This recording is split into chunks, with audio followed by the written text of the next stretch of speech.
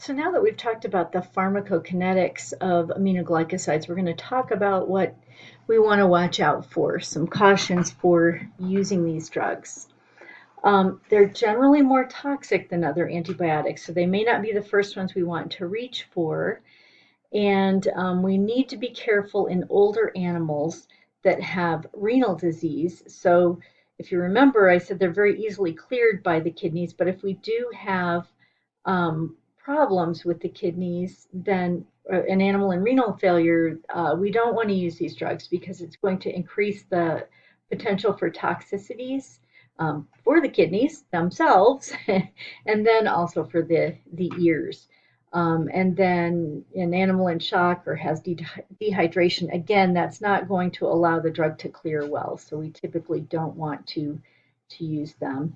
This is just a Gary Larson. You'll see cartoons in my PowerPoints.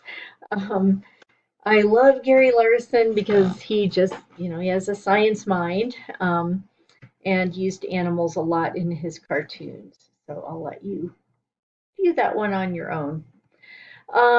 So when we do use these, we want to, whether an animal has a problem with their kidneys or not, we want to be very careful and look for signs of nephrotoxicity.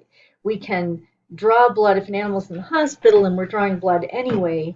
We may be able to run concentrations, blood concentrations of aminoglycosides, but short of that, the kind of easier way to look for nephrotoxicity is to get a daily urinalysis and look for signs of casts or protein in the urine, which hopefully you guys have done some of that in your clinical pathology class by now.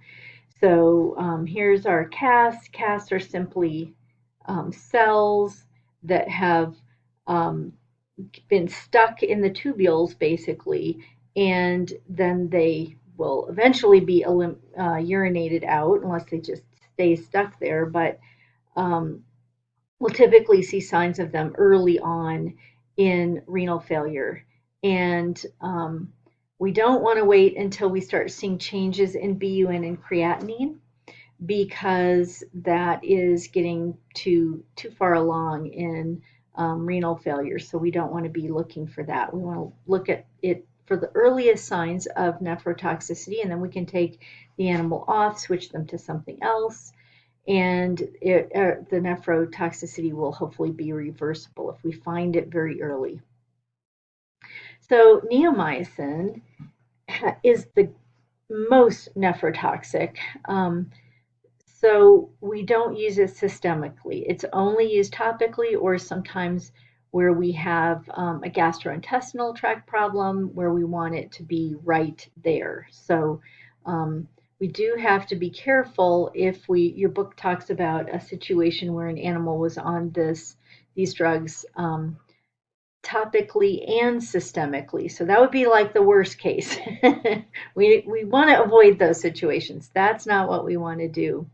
When we do get the ototoxicity, we can induce deafness. And so we want to be very careful with using this drug in service dogs because most of our pets, they can do just fine if they're deaf.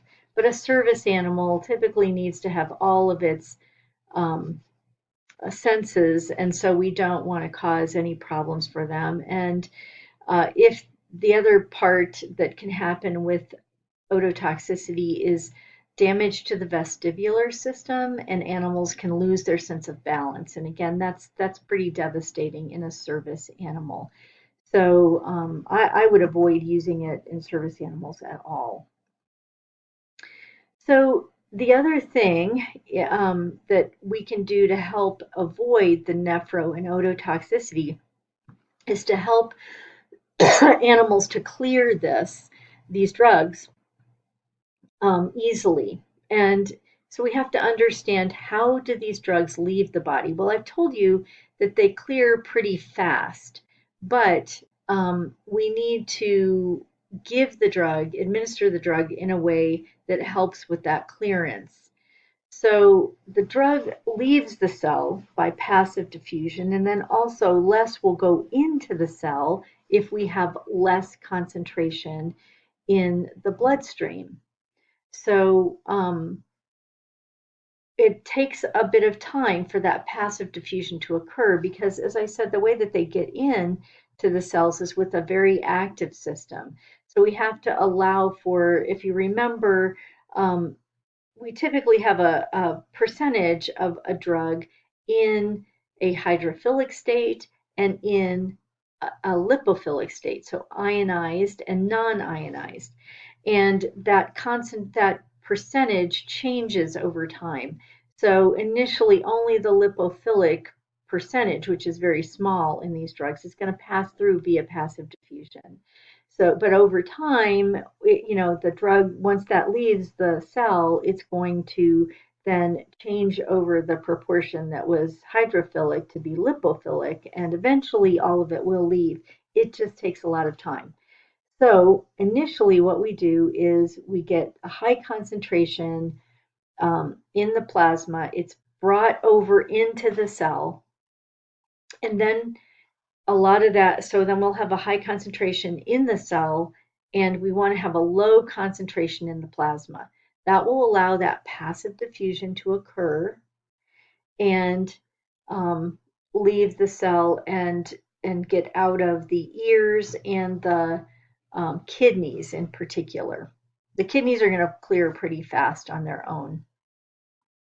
So we don't want to give these drugs via continuous infusion or frequently dosed because then we're not going to have that low concentration in the blood plasma for the drug to pass out from the ears in particular.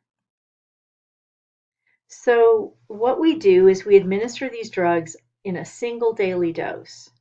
Um, the reason that works, so I've told you that it clears pretty fast, like the half-life is only 1 to 2 hours in the animal. So how is that going to work? Well, these drugs tend to have what's called a post-antibiotic effect.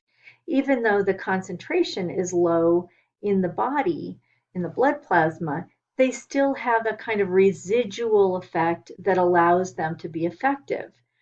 And research has shown that, we can just use a once daily dose. These drugs are then termed as being concentration dependent. So as long as they reach this high concentration once a day, they will be effective. They don't need to have the high concentration for a long time. So drugs such as penicillin are time dependent. We need to have them at a certain concentration for a certain amount of time in order for them to be effective. In this case, we need a certain concentration to be reached in the body, and that's going to be the thing that makes them effective. Um, and this allows us to administer these drugs and to reduce the nephrotoxicity and ototoxicity effects. So, a spike in concentration, as long as that occurs every so often in the animal, and we're usually talking about once a day, we're going to be able to have that post antibiotic effect after the drug is cleared from the body and will reduce the potential for the toxicities to occur. So actually, I'm going to go back up to that and I'm going to say that you want to, if this concept is confusing, you need to take time and look at this slide and go to your book and think about how this works. But um, this is a concept that you need to know about these drugs. So just kind of a little asterisk on that slide.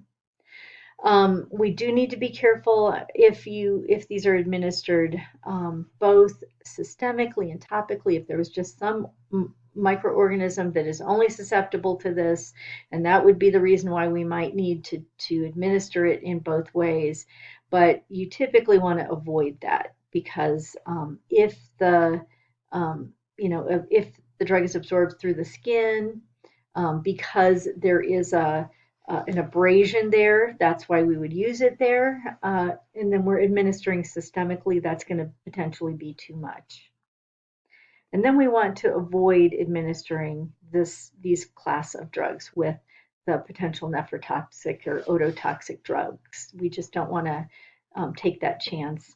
So I was looking for a caution sign and I found this on the internet and it seemed to be a sign. It was actually on like a fence that only exists to tell you that it had sharp edges and not to tell you anything else. But it basically says this sign has sharp edges. Do not touch the edges of the sign. But it's not really telling you anything else. So I found that to be kind of amusing. But anyway, that's my caution sign. Um, so when we do use it to treat wounds, we need to make sure that we flush the wounds first because the thing that draws it and makes it active in the body to the ribosomes, the nucleic acids and proteins that are going to be in pus, basically, that has been in an infected wound, is going to render it useless. So we flush first to get rid of all of that the cellular debris, and then we can treat wounds. Okay, so here are these questions um, that you want to think about with this class of drugs. And if you can answer these questions, I think you're going to be pretty well prepared as far as knowing about the drugs. And again, please pay attention to those slides about how we make these drugs less ototoxic and nephrotoxic. That's a really important part of knowing about administration of aminoglycosides.